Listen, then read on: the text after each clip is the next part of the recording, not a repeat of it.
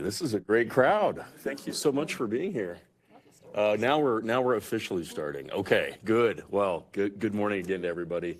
I'm glad everyone can join us. We're going to start with introductions, but as you know, we do have a very exciting announcement. Obviously, as a result of your phenomenal work, we're going to get an update from IT and our communications department about the launch of our text number.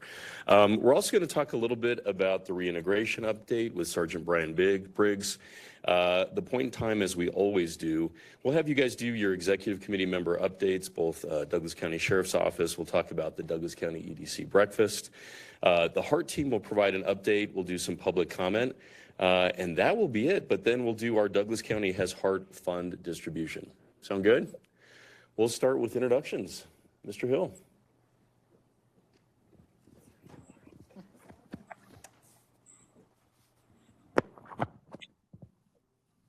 Good morning, Mike Hill, Director of Douglas County Health Department. Hi, good morning. Not Jason Gray, but I figured I would give some relevance. There's a little bit of accuracy to the name tag, Castle Rock. My name is Max Brooks. I'm a member of Castle Rock Town Council and an alternate for Jason, who I know you are always used to seeing, because I think this is only the second time in 2.5 years he was unable to be here. So, good morning. Thanks for being here, Max. Ellie Reynolds, CEO and President of Douglas County EDC. Good morning. Paulo Diaz, CEO, Family Tree. Good morning, Sasha Larson with Arapahoe Douglas Works.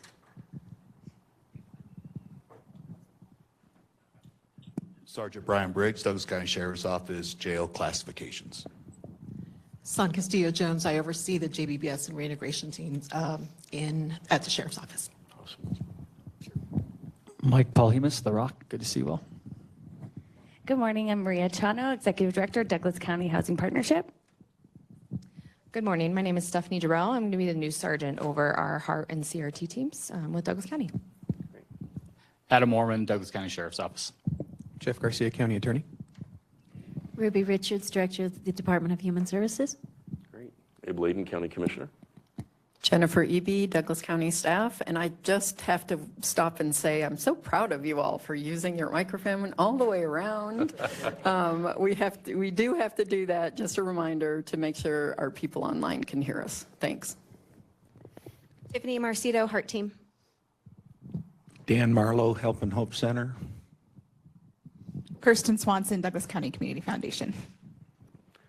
Awesome. Well, thank you all again for being here. I know we're going to, I guess we have a few people online. I'm not seeing them on this side, but if you're online, if you want to introduce yourself.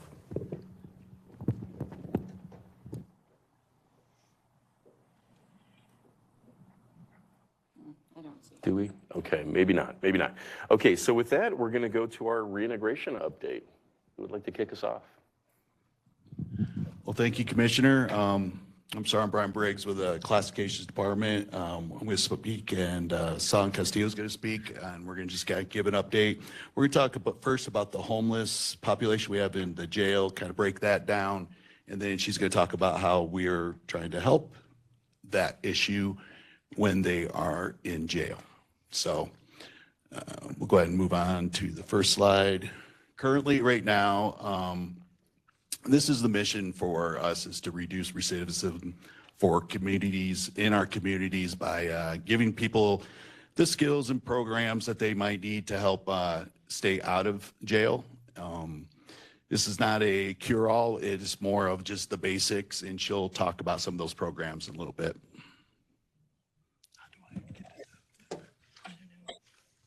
Next slide. So currently, right now, as of Tuesday, we have self-reported 50. Go ahead and go back to the first one, please. The first pie chart. We have 50 that are currently unhoused. When you break it down, we have 10 that recognizes unhoused in Douglas County when they're not in the jail. And then we also have 40 that are self-identifying as unhoused from out of the county. And when you break down our population, that kind of trends quite often to where we'll find 60 to 70% of our population are not Douglas County residents, and it kind of flows consistently with our unhoused also. I'm on this slide of unhoused at time of arrest.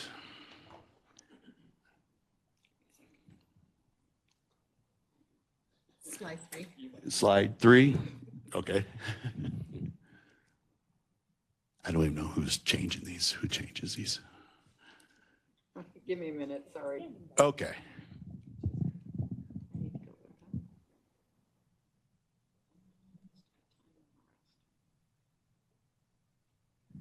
I'll talk about this. The self-report is at the time of arrest when they're getting booked in. We'll ask them.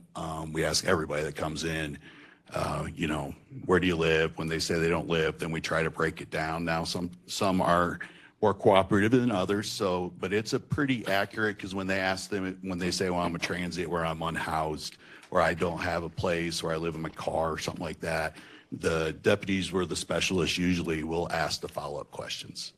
So unhoused at the time of arrest, as you see here, it kind of breaks down. We go back to 2023, so about 2.5 years of data here.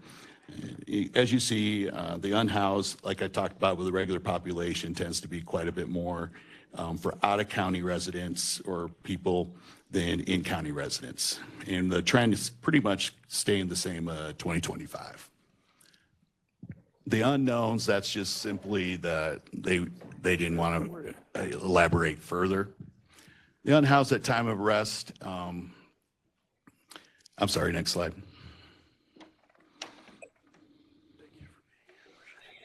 So this breaks down the agencies that are bringing in the unhoused.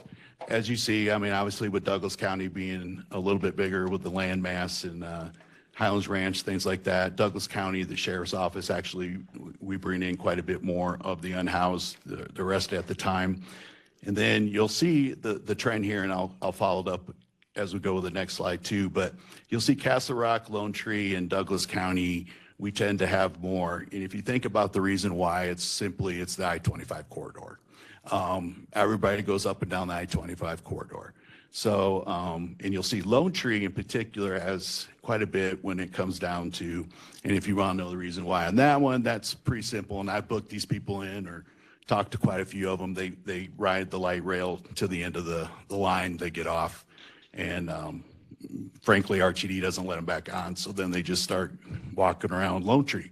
So then Lone Tree contacts them, and then unfortunately, you know, some end up in jail if they can't be diverted away. So in this case, you see also, I mean, when you break it down, the trends are still staying pretty much the same, and that's not probably going to change a lot because people are going to still ride light rail. So they're just going to get on, and then at the end of the line, they get booted off. In Douglas County, we also have quite a few RTD stops that stop at Highlands Ranch, and so you'll see a lot of people simply ride it to the end and then get stuck. Next slide.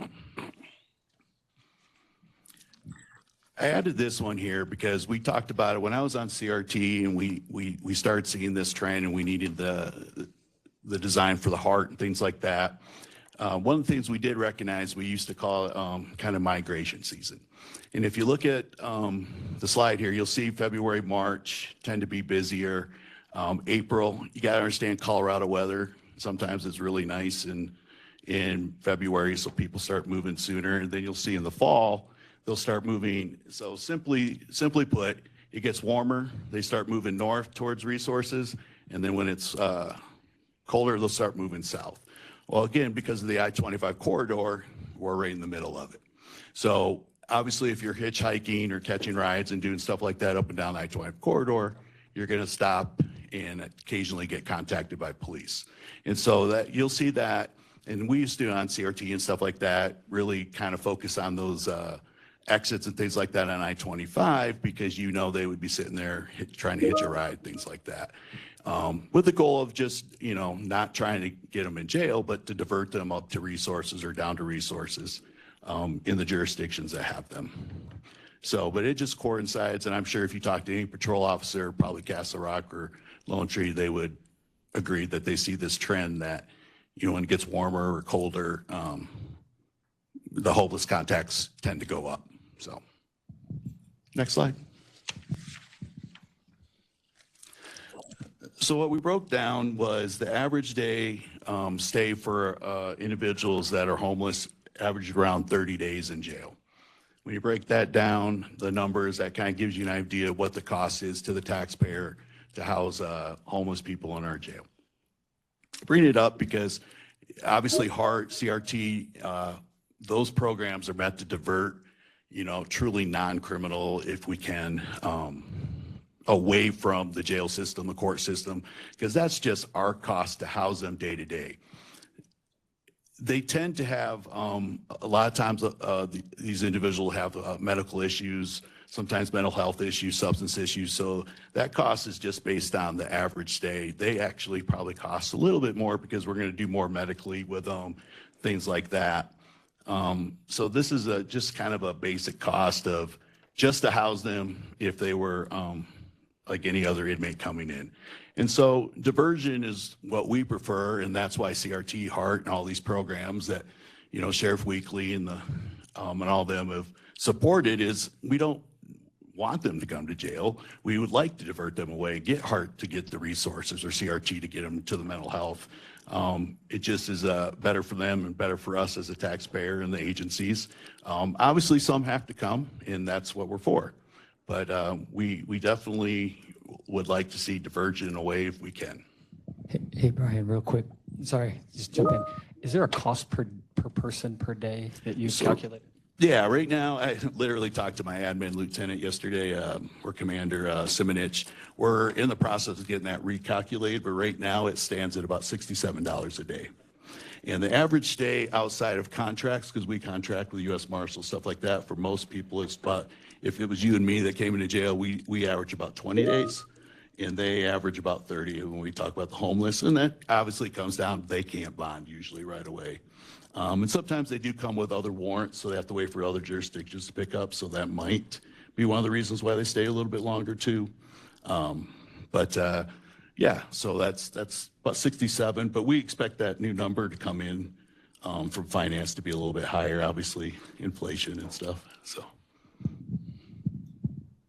Sorry, if I could also add that the inmates that are in custody, typically depending on the criminal history and their background, a lot of these folks are getting a PR bond as soon as they see the judge. So the ones that we have in custody, there's a reason that they're in custody. Absolutely, absolutely, yeah. We don't control how long they stay in custody, right? So, yeah. Next slide.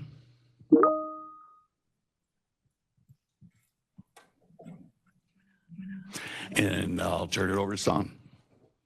Thank you.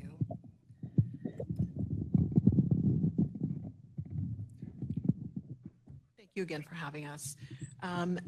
My team collects a lot of data. In 2024, we found that 84% of our participants reported needing housing assistance.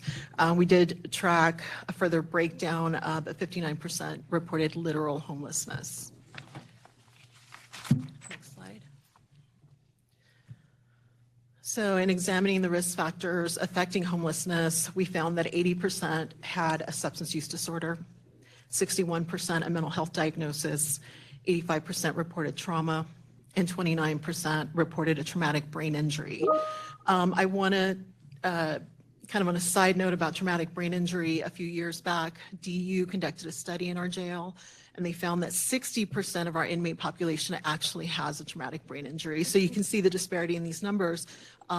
With self-report, a lot of people don't know that they have a traumatic brain injury, and that greatly affects their lives. 73% reported needing important document replacement, so that includes ID, birth certificate, social security card. 81% needed transportation assistance, 84% needed help with employment, and 87% needed access to Medicaid and food assistance. Next slide. So how we address these risk factors. We have 2 SUD clinicians, and they provide ongoing treatment. And then we have 4 case managers who provide a lot of education. All of them provide reentry planning assistance, and that includes connecting their clients to inpatient or outpatient treatment in the community or sober living. With sober living, we are able to pay the first 30 days rent thanks to the JBBS and Correctional Treatment Board grants. And then, of course, our reintegration deputy is connected to all of this, and she transports directly to those treatment programs from our jail. With important document replacement, we provide booking IDs and DMV waivers. I'm currently in talks with the DMV of bringing them into the jail and providing ID replacement for our inmates. Transportation. So again, we have our reintegration deputy who provides transport to treatment programs, but our booking team provides lift rides from our jail to the light rail. From there, they're also provided RTD bus passes so they can get to their final destination. We have other options as well. So for people who need to go to different regions in Colorado, we do have bus staying passes and also Uber gift cards for those who have smartphones. With employment, we partner with 80 Works Workforce Center. And our specialist has been coming to our jail for about 7 years. He provides soft skills training, emotional intelligence training, interviewing skills, and he also sits down with each client to build a resume. That resume goes into a flash drive, which is placed in the person's property, so they're ready to continue that work once they release. And because they work with 80 Works, then they're automatically connected to the workforce centers throughout Colorado. With Medicaid and food assistance, we also partner with Douglas County Department of Human Services, and they have 2 eligibility specialists who answer kites directly from our inmates. For those of you who are not familiar with kites, it's our internal messaging system between inmates and staff. So whenever they need, we will send out an application to our inmates, and when they send it back to us, we provide it to DHS for processing. And this is just a little bit of what we do. We do a lot of things. And that's yours. So about 10 years ago now, myself and Chief Duffy and the social worker that was working in the jail, we were kind of realizing we had some issues with people basically bonding out of jail and having no place to go. Castle Rock doesn't really have a lot of public transportation options, things like that.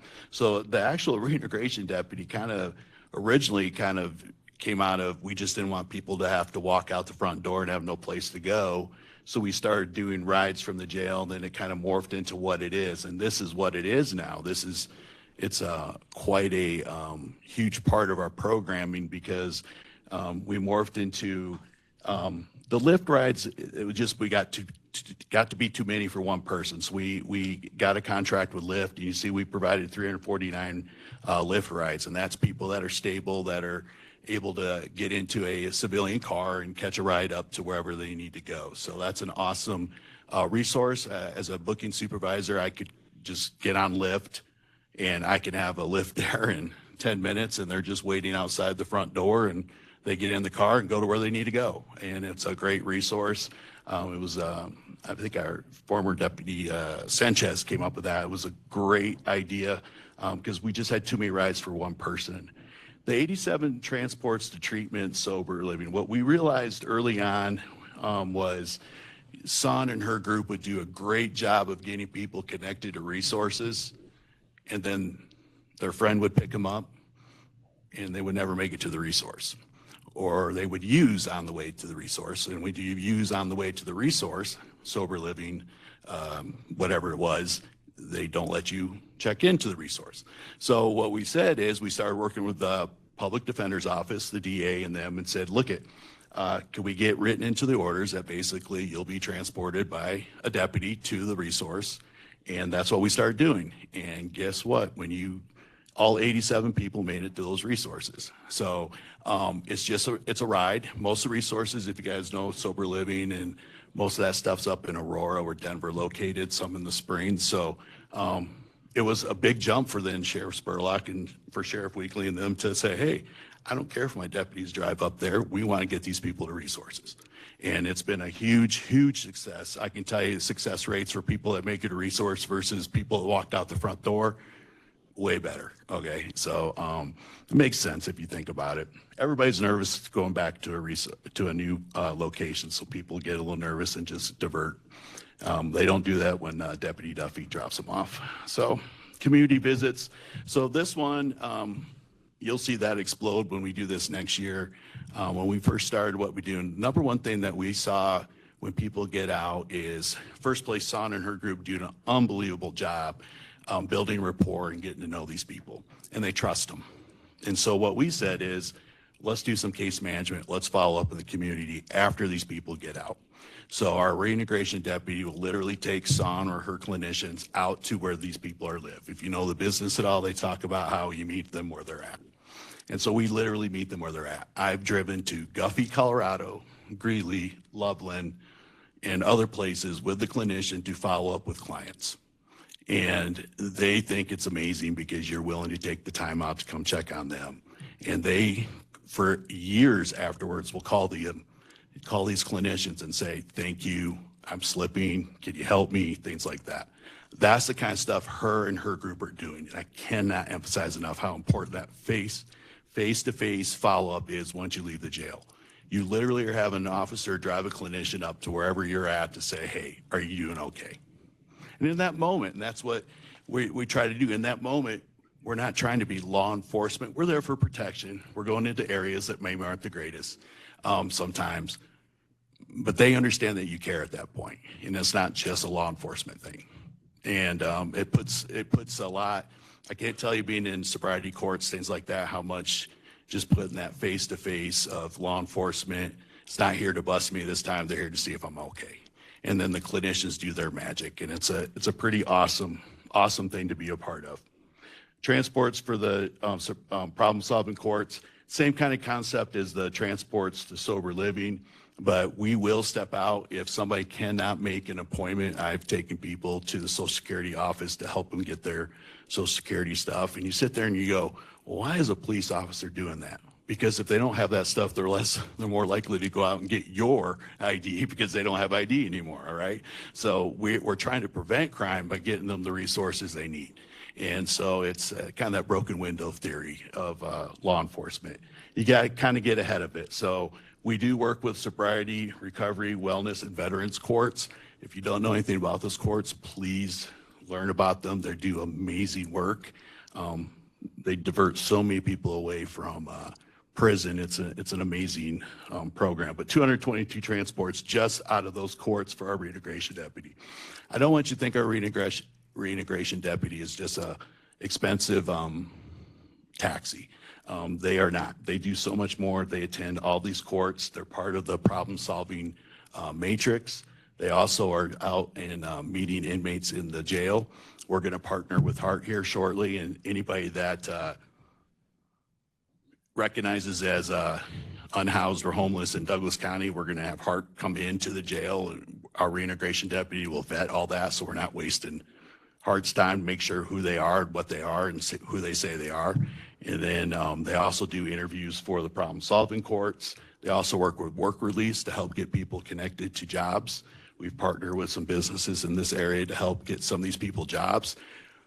I think if I were to say what we want to do with this program is we don't want your jail time to be dead time. We want jail time to be working towards something.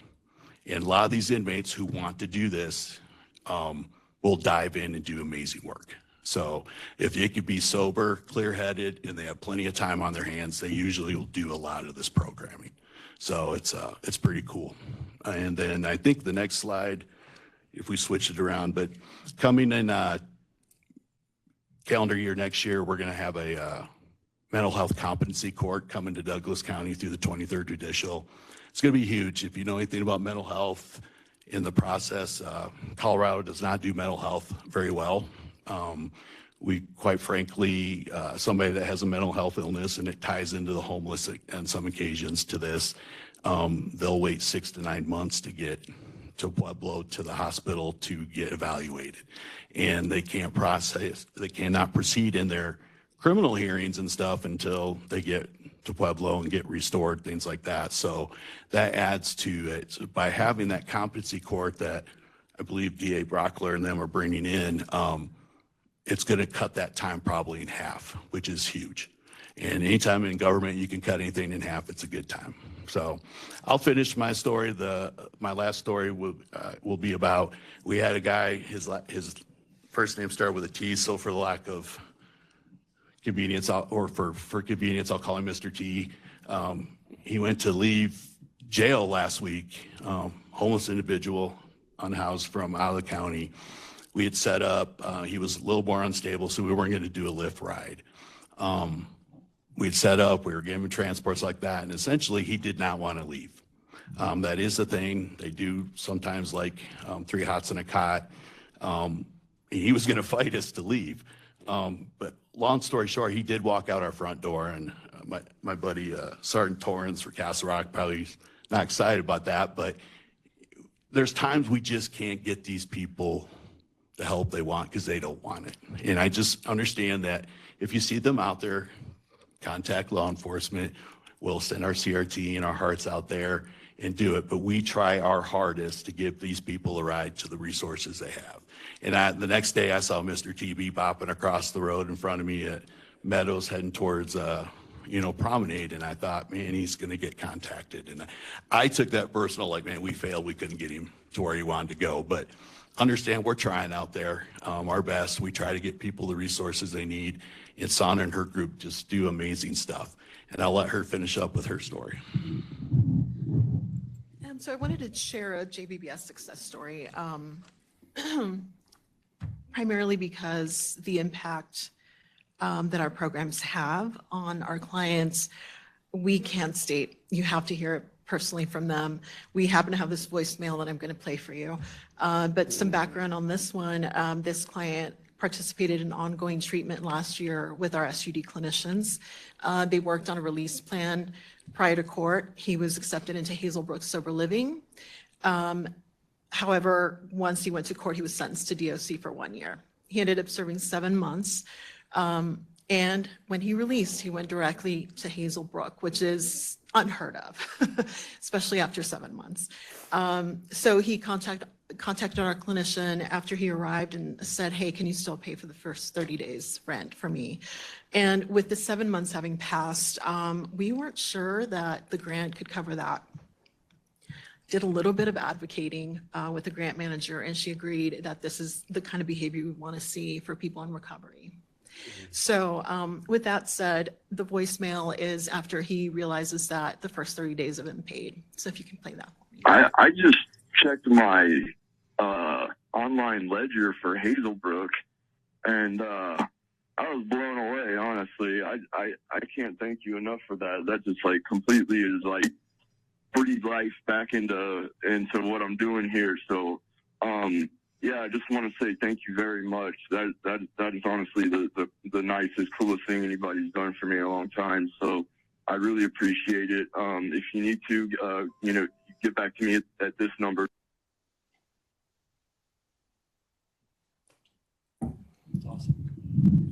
And if anybody has, yeah, that's one of many it's pretty crazy. Like I said earlier, they'll contact Sana and her clinicians 2 years after the fact and say, thank you for getting me on this path. So it's pretty cool. I'm from a law enforcement side. It's pretty cool to be on the good end of helping, and we say serve and protect and things like that. It's pretty cool to be involved in stuff like this. I feel blessed every day to work with Sana and her people, and I think Sheriff Weekly. And I wanted to mention real quick to give Commissioner Layden them. They backed the reintegration deputy 10 years ago before this was even a thing.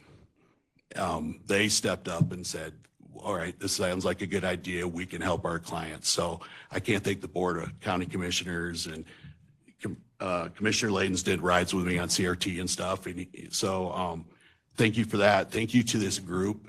We would love to partner any more with you that we can. If you want to help us, get a hold of Son, and we'll take any help we can get out there, coats, socks, whatever you guys want to give, we'll take it. So we're not shy. So anybody have any questions? How about a huge round of applause for Sergeant Briggs and San Castillo? This is that thing. I always ask people to ask themselves, what is their why? And I know for me, waking up and being able to come to a group like this and to see all of your faces and to really not just talk about or issue a resolution or a proclamation about homelessness or recognizing the plight of those that are unhoused, but really hearing from law enforcement and reintegration the good work that you're doing every day. And it's real. I think in so many respects, people look at Douglas County. We were just at the White House recently, and the question from the federal administration is how are you all doing this? We were told many years ago that addressing homelessness is just too complicated, especially in the Denver metro area, just too hard a problem to tackle. And each of you should be commended for just your incredible leadership, especially in your expertise, in your area of just competence to show up and do this so well. And I think the magic is the leadership of Sheriff Weekly, of the sergeant, recognizing that law enforcement is the perfect partner in this arena. And it's challenging because, culturally, there's this issue with those that are in the clinical fields and social sciences, and then sometimes with law enforcement, it's, well, maybe these need to be separated. And I know as a county, several years ago, as you said, Brian, with CRT, we thought, gosh, this is really working co-response. Why can't we do this with homelessness? And I think we were met with some resistance. This entire group advocated for it, but the community said, I don't know, if we can combine law enforcement with clinicians. And you all have done such a phenomenal job. You're right, we do want to continue to support reintegration. When we talk about the 4 Cs, we are not arresting our way out of homelessness, right? And Brian, you're a perfect example of that. Just tremendous member of law enforcement, but your heart reads off. I mean, you can just feel it a million miles away. And your willingness to connect personally with individuals is such a big deal. But we are leading with compassion. You're giving them the dignity of their name and identity, speaking into their lives. And that's just, my charge as a commissioner is the health, safety, and welfare of 400,000 people. That's not possible without your incredible work. So that's reintegrating people back is just massive. So tremendous thanks. Let me open it up for any questions of this amazing team. Any questions? Quick question. Yeah. Actually, first, I just want to tag on to what Commissioner Layden said. As I hear you guys, I'm like, man, we have an amazing sheriff's department that it's like you guys are law enforcement, but you're law and compassion enforcement. I see just the heart of what you guys have, even with the heart team and what you're doing. So I'm just so proud to be a part of like a county that really has love and compassion, but also has to provide justice as well in situations and protect the residents. So great job. I just had a quick question back on one of your slides there, 23, 24, 25, where it was kind of showing the numbers. I didn't see like any spike in there. I was just curious if you guys, if you saw an impact from the immigration numbers that came in, or if that kind of just stayed steady for Douglas County through that time.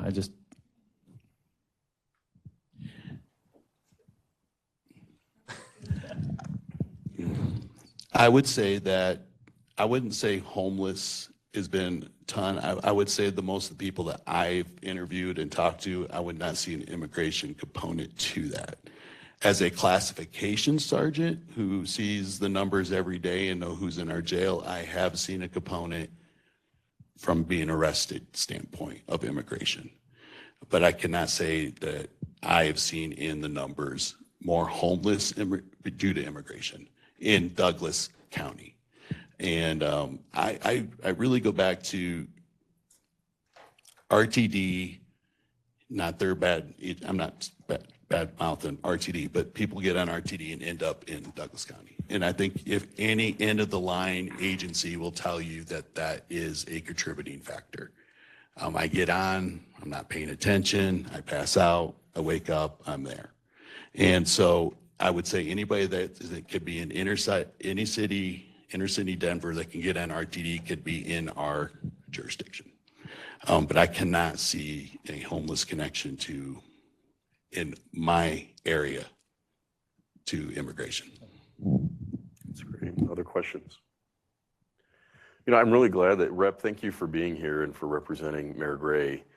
For those who have been here for a little while, remember the history.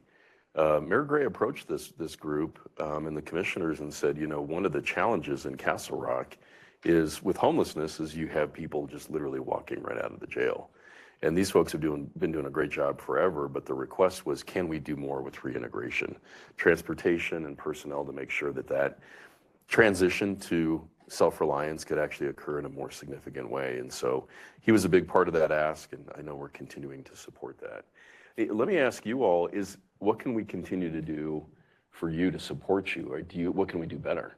What you've been doing with Yes, we will do that. Good. I would echo that, sir, that whenever the sheriff's offices come and said, hey, we got this idea of integration, CRT, HART, you guys have always been open-minded. We were the first sheriff's office to have CRT. We were one of the first to have HART, right? Things like that. And that can only be done unless our government above us supports such ideas. You're right. There is kind of a, well, what you said, cultural thing, left, right, whatever you want to be. They don't really want law enforcement sometimes to be around that clientele base, let's be honest. And we've shown that if you put the right officers in the right situations, they're going to make the choices towards compassion versus enforcement, you know. But that comes down to, you know, your guys' supporting us to give us the money to do that. And then it goes to the sheriff and hiring and personnel to find the right people to put in. I can't have people in this business that aren't believers.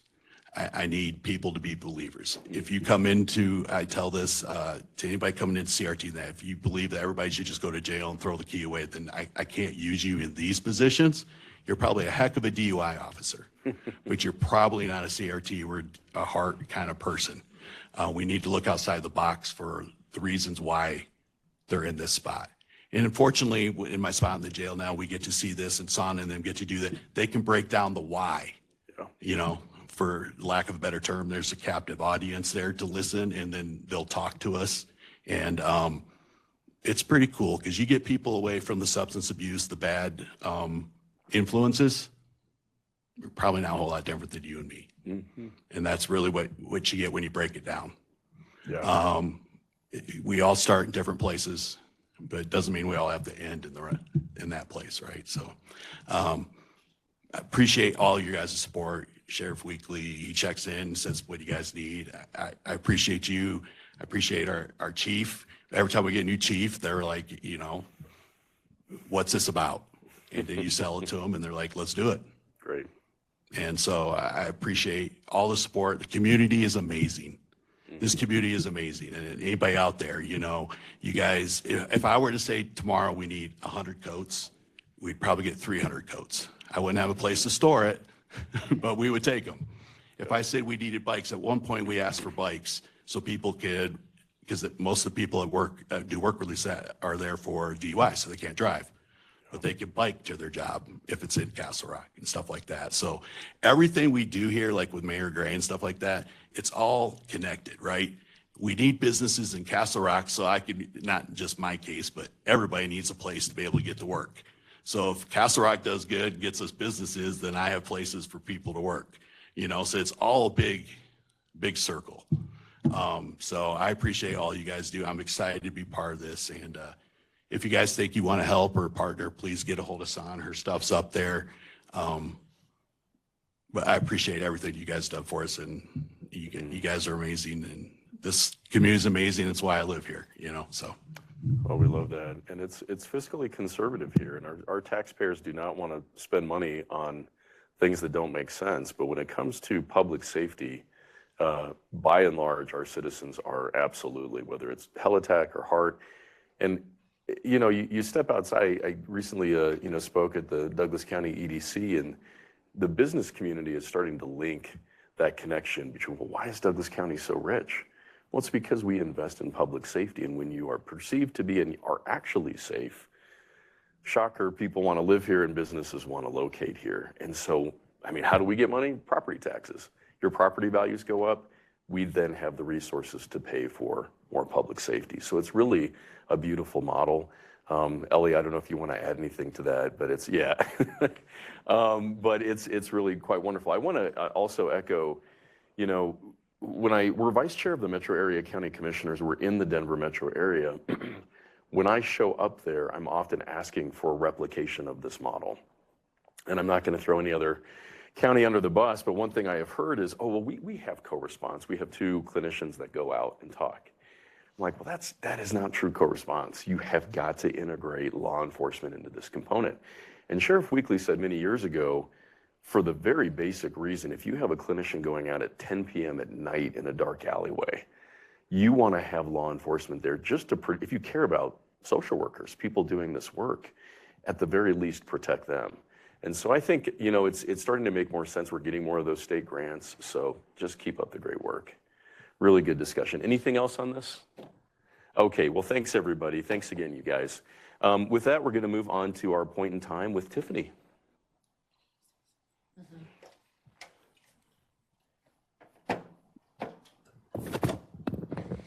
Thank you, everyone. Tiffany Marcito, Supervisor with Community Services over the HEART team.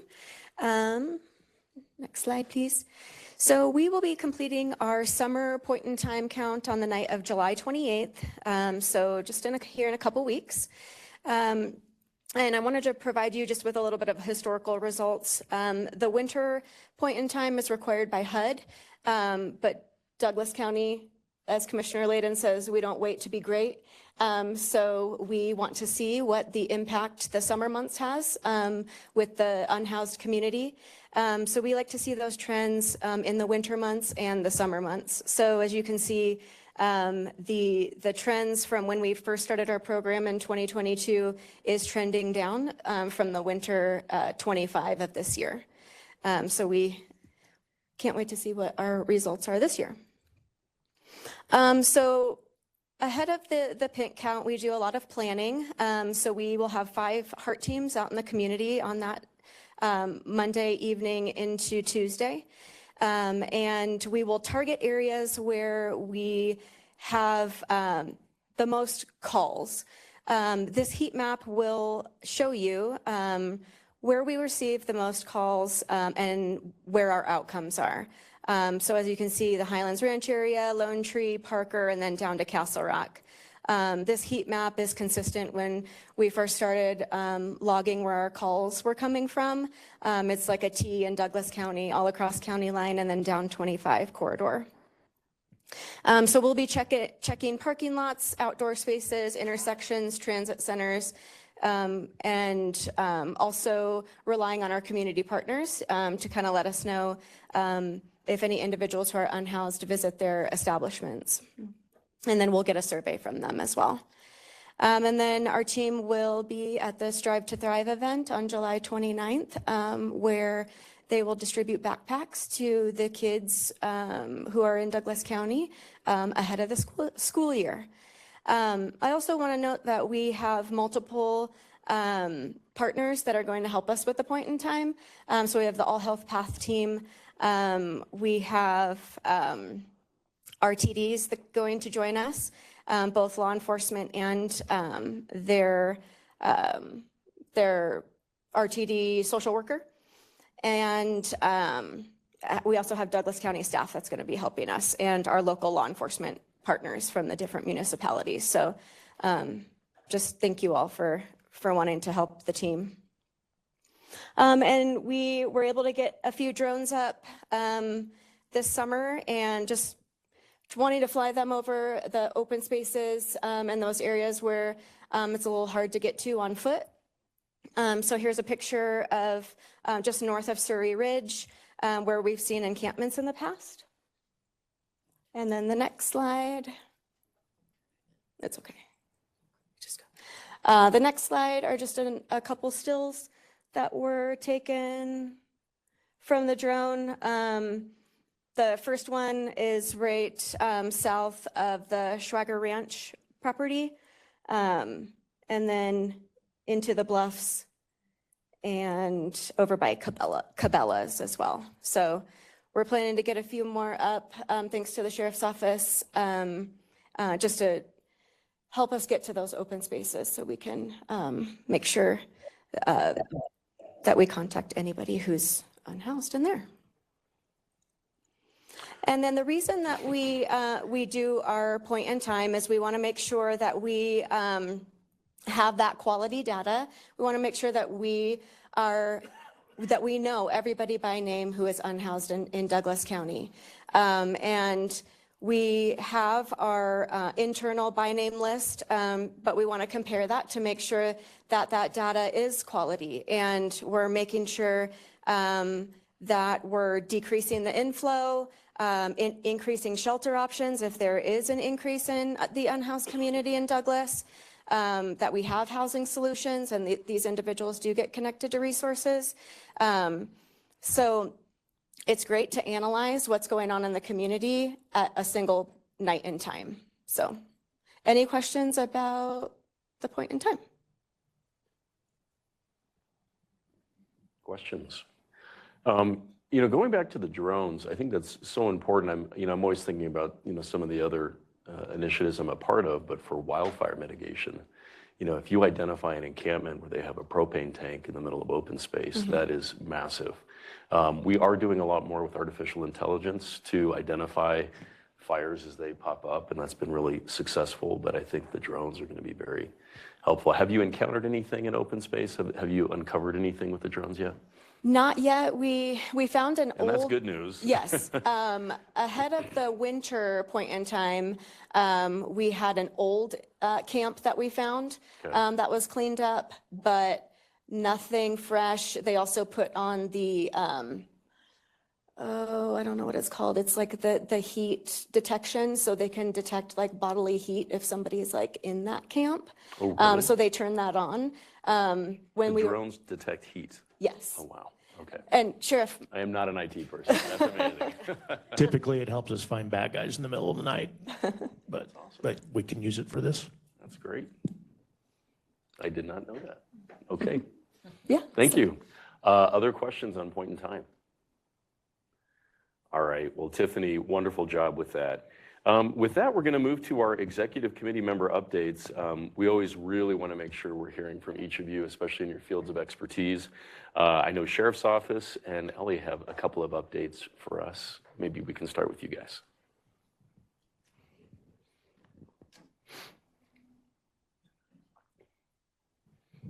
Sorry, it took a little bit to get my mic there.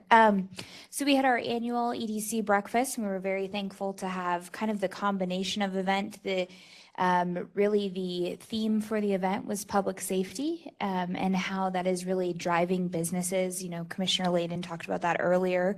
But what we are finding, and through our recruitment, you hear me talk about this all the time, is that businesses are moving to Douglas County because of how we handle issues like homelessness and public safety and our response to those, as well as the response from the Sheriff's Office and the DA's office, really on any issues that they might have in their community that give them reassurance. So that was the theme.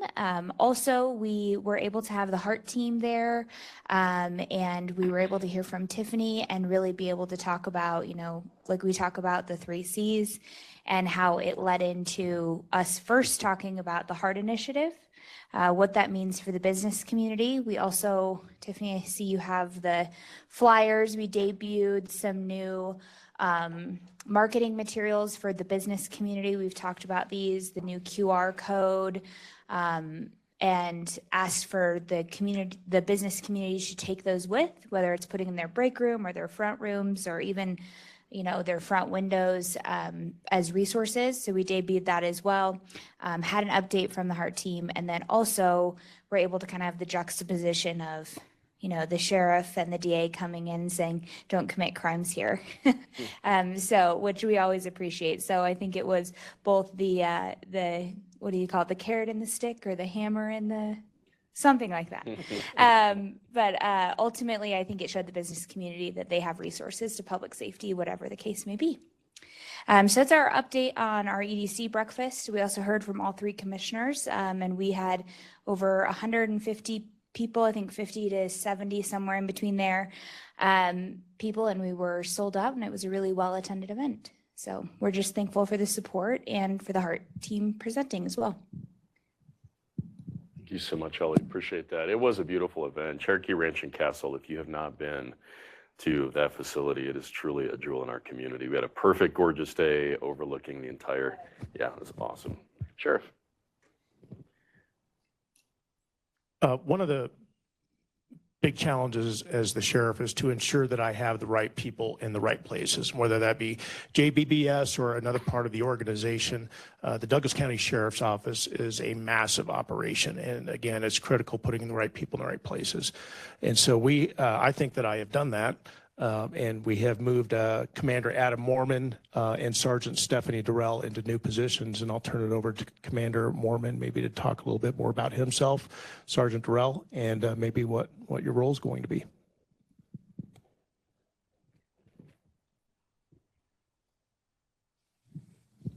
Hello. Okay. So for everybody, I was here last meeting. Again, my name is Adam Mormon. I've been with the Sheriff's Office for going on 18 years now, and I've spent time in every division that the Sheriff's Office has to offer. Most recently, I was on patrol, and now I am at our Highlands Ranch substation over our Special Operations Division, which encompasses HART, CRT, our Impact, which are our drug detectives, for lack of a better term.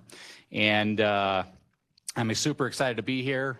Stephanie Durrell is coming to us also from a excellent background of experience, especially in the world of CRT. And yeah, that's about it. I'm super excited and happy to work with all of you. I've worked with some of you for some years now, but excited to work with everybody else. Anybody have any questions? Congratulations. Oh, thank you. All right. Hi, everybody. So a little bit of background on me. I've actually been with our sheriff's office for the last 14 years. I also have worked in pretty much every division, jail, patrol, and most recently came from investigations. I actually worked in our special victims unit. So some of the harder cases that we do have to deal with in our community. But most recently, I actually got the opportunity to be a detective over at DHS to be more integrated with them in responding to calls for service or for cases and stuff involving children and families in our community. So I got a very unique experience, not only from the law enforcement side, but also from the DHS side, working with them.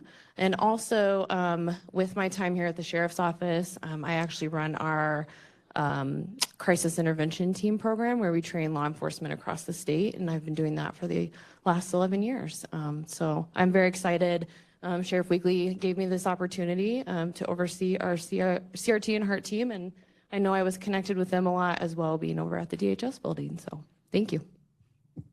Thank you. And boy, what you said is exactly right. Having just tremendous people in Douglas County serving is just everything. So, and I know on the, obviously the sexual victims and human trafficking side, that's something that the county has a laser focus on right now, and your work and history there is really appreciated. So thank you.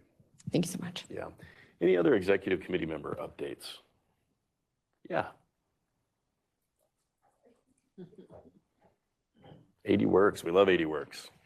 Hello, Sasha Larson with Arapahoe Douglas Works. I just wanted to provide an exciting update that we did find out like on June 30th that we were awarded the Homeless Veteran Reintegration Program grant.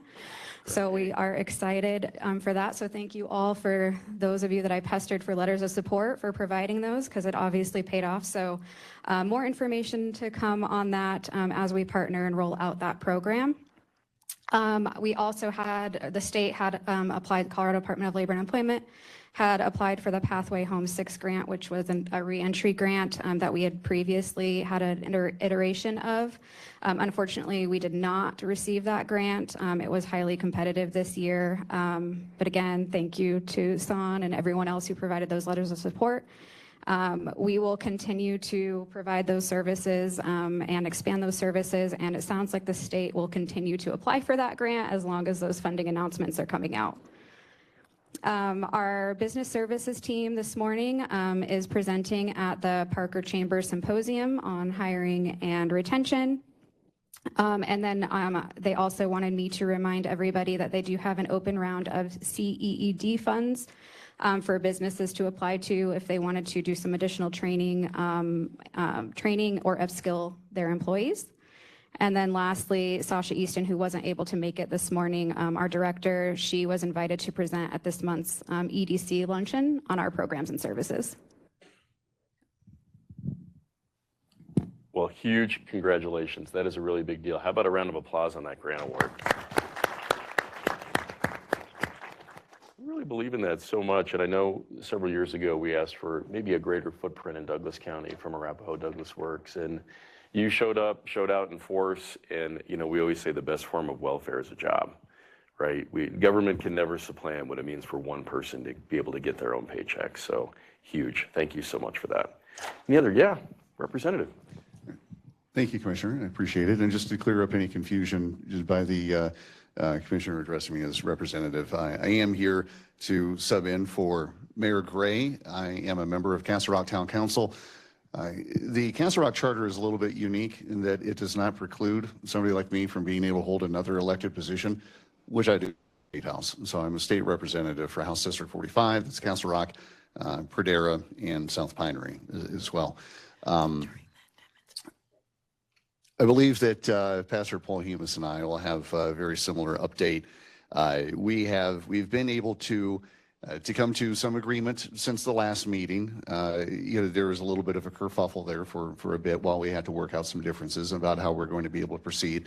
As it pertains to this group, it's very good news in that you know, Castle Rock is in a position now to say, okay, look, we've got up to seven RVs that can be operated at the Rock Church for the unhoused, as long as they are screened from the neighborhood, so then that way we don't get any further complaints from neighbors, at least from that perspective.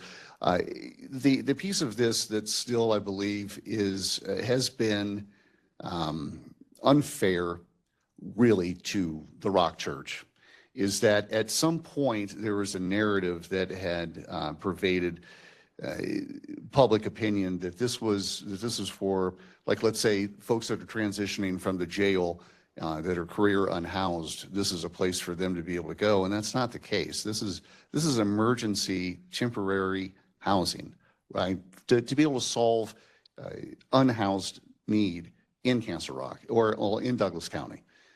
And I know that the Pastor Paul Humes will have some specific examples to give that are very moving and very profound to show that this is something that there is a need for in Douglas County. And this agreement to be able to move forward together now allows for that operation to continue in a way that hopefully decreases any concern from the neighbors.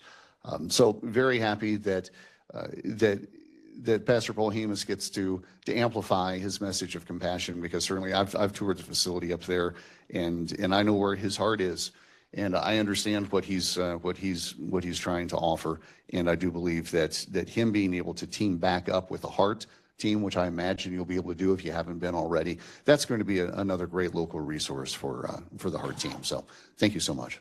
You bet. I don't know how to refer to you. Representative, council member, Max Brooks, all the things. Max works. Great public servant. I was just going to say, a Mike. representative, councilman. Yeah, no, and I just want to say, first off, though there was this lawsuit and people are like, oh, there's this battle between the town and the Rock, we're not adversarial to each other at all.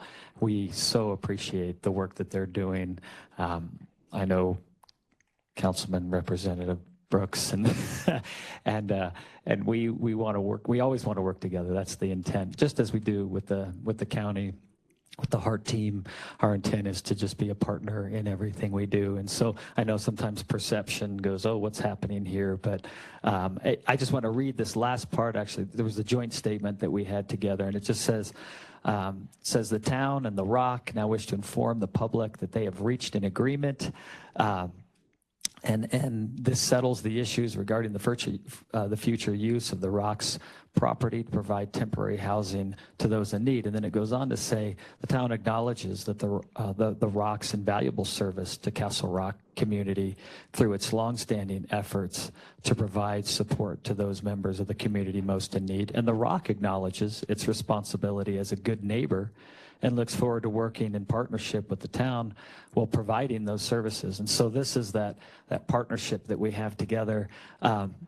I do want to say, even as we were kind of working through this, we were able to still help those in need, and in working with the Heart team and working with the county, we actually had 14 individuals over a period of this past year on our property, including 8 children from the community. So these were people that lived, like a family that lived in Parker, that lost their home. They were on the street, and so we were able to help them, bring them in, and for 3 months, house them, and then with the help of Douglas County and the Goals program, we were able to bring them into the Goals program, and now they're on their feet. They're reintegrated back into society, and so these are great wins that we see as we get to partner together. And there's a part that we play that others can't play, and there's a part that others are playing that we can't play,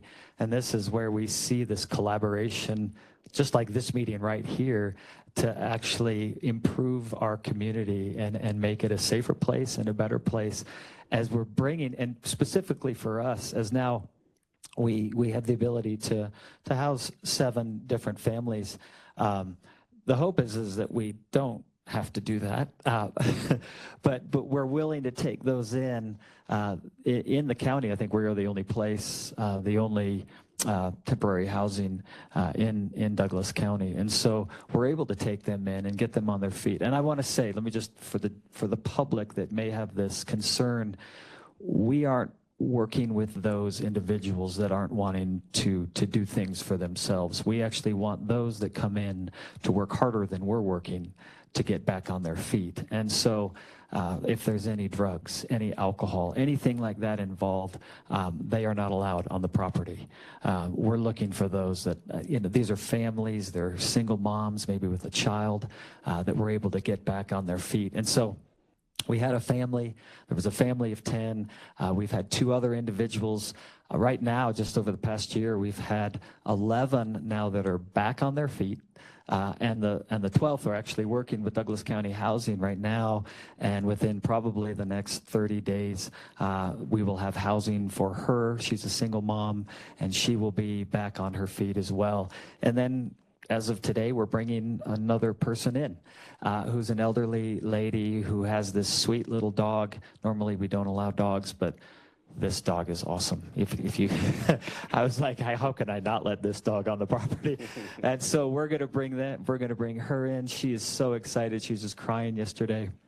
And we have vehicles that are right now available for people that don't have vehicles. We have clothes. We have more clothes than we can possibly handle. We don't even know what to do with all the clothes that we have. We have over 100,000 pounds of food on site, and we have housing. And so this is just what we do. We feel this is our part to play in the community. And again, I just want to say, I'm so thankful for our town. I know Max is doing, Representative, Commissioner, he's got a lot of names, but we're good friends. We work together. Mayor Gray, I work with Mayor Gray. So we're not adversarial. We work together. We love each other, love our community. Commissioner Layden, I love everything that we're doing together. So anyway, I hope you understand. I know you guys understand. I hope the community understands the partnership that we have together and how every one of us together are working to make this community a better place. Thanks. Well, that is awesome. That is really, really cool. The county is such a huge fan of the town of Castle Rock. Great leadership, and obviously we get to be here as the county seat. And we're huge fans of the Rock, and to see you guys, work through a challenging situation. And years ago, I know there was a lot of community question about how do we address housing in Douglas County. And in addition to the work of the faith-based community, goals, the Aurora Navigation Campus, the housing, it really is all the above. But we've never shied away from the faith-based community. We engage with the churches that want to do good in our community. And you're a perfect example of that. So congratulations on getting through that, and we're looking forward to more to come. Thanks, you guys. Thanks for being here. Well, now we're going to move on to a really exciting announcement that I think you guys are already well aware of. We'll move on to our heart update from Tiffany Marcito. Tiffany? Thank you, Commissioner Layden. We'll start with that overview slide. So last month in June, we enrolled 26 new clients, and discharged from the program 25. So I just wanted to touch on this for a second because our team is working very hard at connecting people to housing solutions. So while we enrolled 26 new people, we exited 25. So the high turnover on the team in our program is just phenomenal because we're able to get them connected to resources and housing and get them on their feet as quickly as we can. We received a total of 188 referrals. We received 7 panhandling calls, 2 of which were homeless in Douglas County. 1 was not homeless, and the remaining 4 were unable to locate once the team got out to that location. We have 0 active encampments of 1 or more. And then the next slide is the activity that we had last month. We participated, the team did 10 business engagements and also was able to collect 10 trespass letters for those businesses that they engaged with. So great job to the team for just proactively going out to businesses, talking about HEART and the businesses' rights and, obligation that they have to the community and to their patrons, and what ability that they have to be able to trespass individuals who might be loitering on their property or camping or, using any type of drugs or what have you. And then also I'm going to touch on the text messaging in just a second, Rand, but I just wanted to piggyback on Ellie and the EDC annual breakfast. It was an honor to speak at that, so thank you for inviting me to that. I do want to say that I received a call on Monday from a lady who was unhoused and living in her vehicle, and she said that she heard about HEART from her primary care physician, and I was like, oh, that's interesting, and she said, yeah, she attended some breakfast last week and told me that I should call you. And I was like, that's wonderful. And she's like, yeah. And so anyway, it was a great turnout. We handed out a lot of posters and postcards. So hoping to get reconnected with the hospitals and the doctor's offices so we can help more people that don't know about HEART. And then the text messaging for the HEART hotline. I know that Rand's going to demo what that looks like, but individuals can contact 303-660-7301 through their text messaging, their normal text messaging service. And then we have a messaging app that we respond through. And I think Rand has a little demo for us. Yeah. We are excited to be able to roll this out today. We actually soft launched it a couple weeks ago, last week at the EDC breakfast, and it has been live now, actually sort of operational for about 2 weeks as we've been testing it out and trying it out. As I start, I do want to say publicly just a huge debt of gratitude and thanks to our IT department, especially Sean, who was with us last month. He was unable to be here this morning, but I know John and the whole IT team, a lot of people went into being able to pull this off in short order, help get this up and running. And so we owe a huge thanks to them to allow us to be functional and operational today. So with that, we are live. You can see this is our live website online. It now says right on that HEART team, to contact a member of the HEART team, please call or text. And it's the same number. So that same number you see around town on our handout and help sign, it's that exact same number. That was one of the technical challenges, was converting a landline phone number into being able to receive text messages. And so that took a little bit of doing, but we've been able to be successful in that. The posters that were passed out, Tiffany has those as examples as well. Those all now have the same language, call or text. And so thanks to our communications team, Caroline, Macy, Tyler, who are here with us today. All of our communications out have the language of call or text. So I thought I would give you a little bit of insight into how this works so you can see it operational. Commissioner Layton, would you care to do us the honors? You want to send a message to that 303-660-7301 line. And Greg, one of our HEART team members, he's got his cell phone ready, and he's going to get the alert and the message that says that we have a text message come in. And I'm going to switch over onto our online dashboard so y'all can see how this works. Well, we already established that I am not techie. So if I can do this, then we're in good shape. Okay, here we go. I know you can text. So. I can, you know I can text. Everybody here the one knows thing I can I'm text. confident Yes, is that yes, you know yes. how to Okay. text. 303-660-7301. Yep. Okay. Okay. And then what do you want me to say? Whatever you want. You can say hello. You can say the heart team is the best ever. You know. Rand rocks. I know. No, please don't.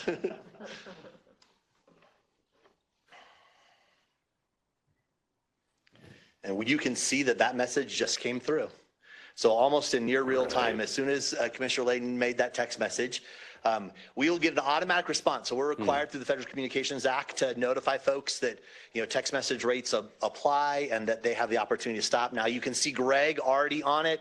Greg's got his cell phone. He was notified.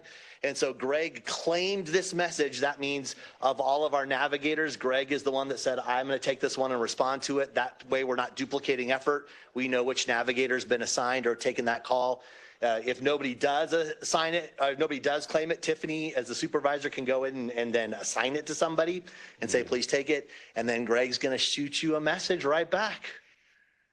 Oh, I got it. That's perfect. Perfect. Okay. And then we do try to pretty quickly get off of the text message system and get onto our regular phones. Like our regular phones, we have much greater capacity to text with just our cell phone. That way then going forward, you have Greg's personal cell phone that you can text back and forth. So we try to hand that off, but all communication can come through this system.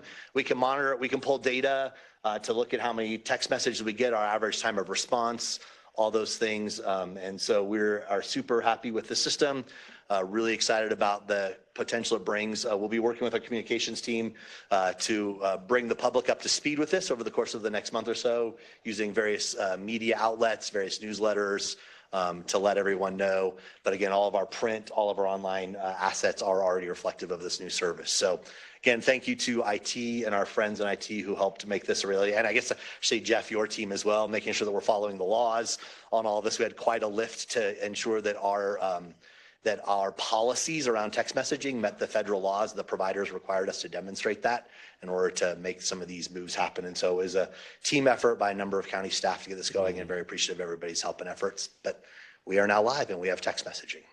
Well, how about a huge round of applause? That's awesome. Rand, we appreciate you so much and the entire team. And everyone around this table should be really proud of the work you've done. This is happening because you all didn't want to rest on your laurels. And even though we had really good numbers with the point in time and other metrics, as a group, we all said, hey, citizens may not want to call, but they definitely will text. So really excited to see how citizens use this. And Rand isn't kidding. We are strong launching this today with a pretty big press release.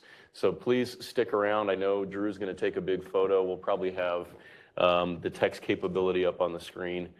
We got a little bit more business to do, but stick around. We'll take a big photo. And Maisie, anything else that you need from us in terms of the comms? Awesome. All right. We'll combine that with we'll combine the picture with the heart check and we'll put it all together. So Perfect. Well, that's a great segue to our very last item. Tiffany, I think Tiffany may have a bit more data to share. Oh yeah. Okay. So we'll go quickly through that. Yeah. I'll be quick. But I do want to let everybody know here, if you would like some postcards or posters, please feel free to grab some. I have some here for you.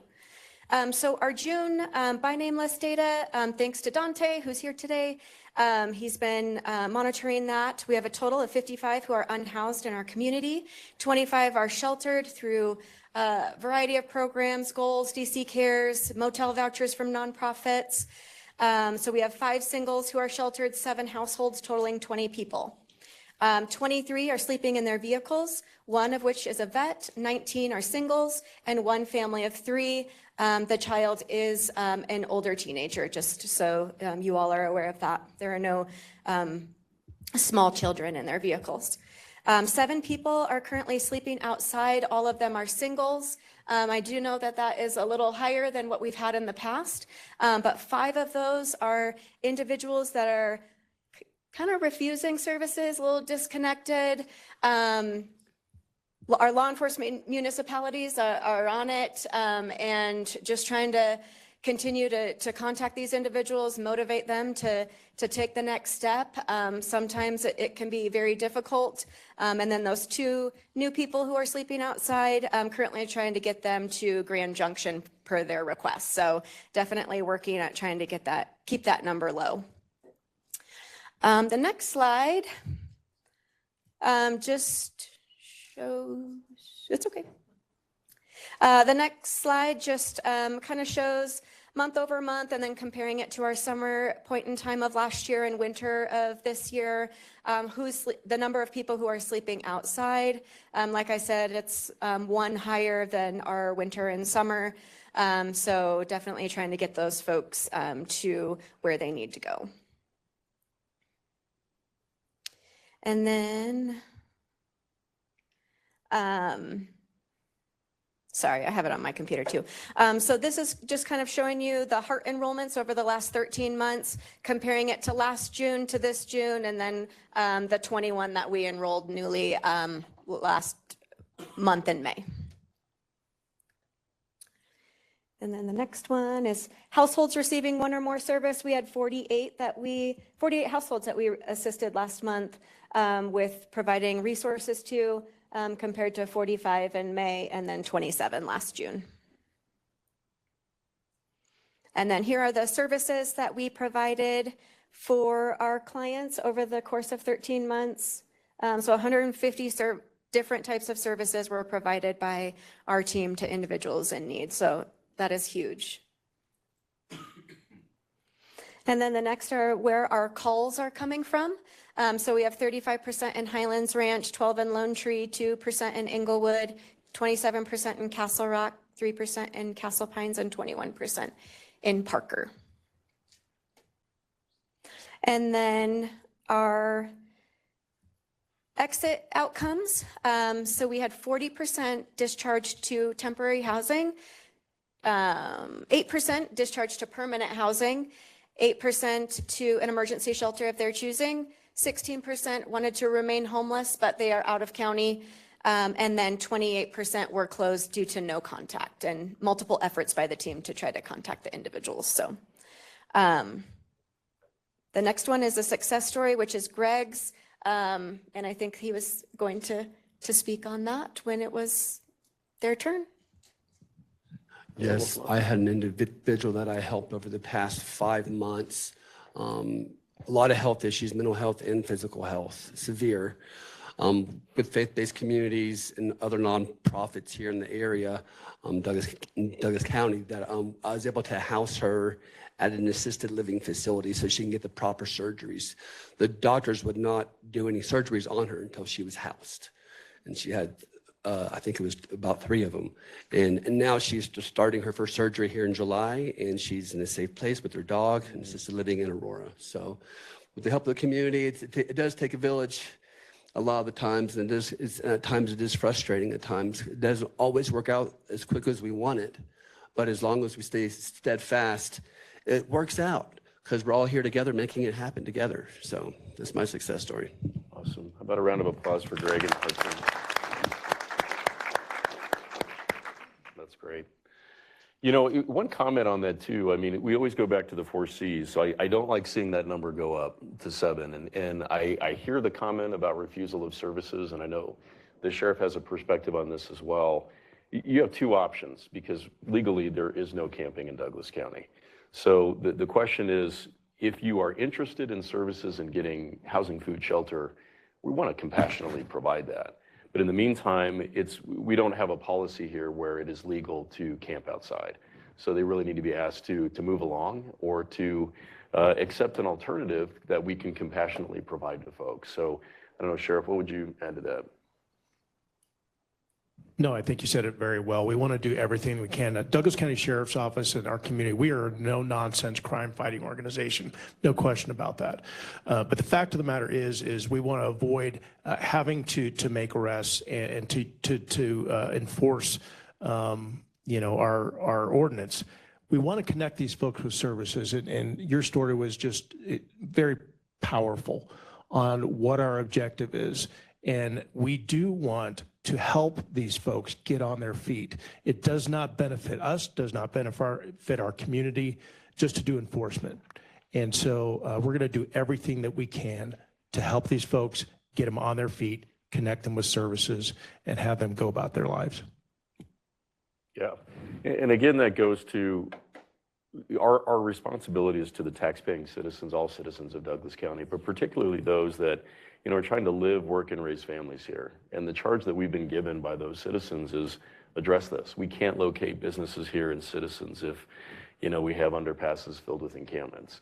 And we don't. And I think you guys are doing a great job, but I think that tough love approach is probably appropriate. So continue to let us know how it's going through this next month, and let's get that number back down. With that, we are, I know we have an amazing guest that really is a part of this, Kirsten Swanson, and the Douglas County Community Foundation is so awesome. We are going to do a check distribution today. Kirsten, did you want to speak to? Don't give a musical theater piece of the mic, you guys. Come on. I have the best job on this committee, and I get to give money away. So I just really quickly want to thank Ellie and her team again for the breakfast and really partnering again with our initiative that we have here in just refilling the coffers after this check distribution. So I believe I said about 9 months ago when I joined this committee that I wanted to, I think, hand out 5 checks. I think about 9 months in and we've done 3. So I think we were right on track. And I believe before that we had given maybe 1 or 2 checks out. So just again, thank you so much to this team. And I'm so excited to be giving the Heart team another $2,500 and excited to continue the work that we've been doing. So thank you guys.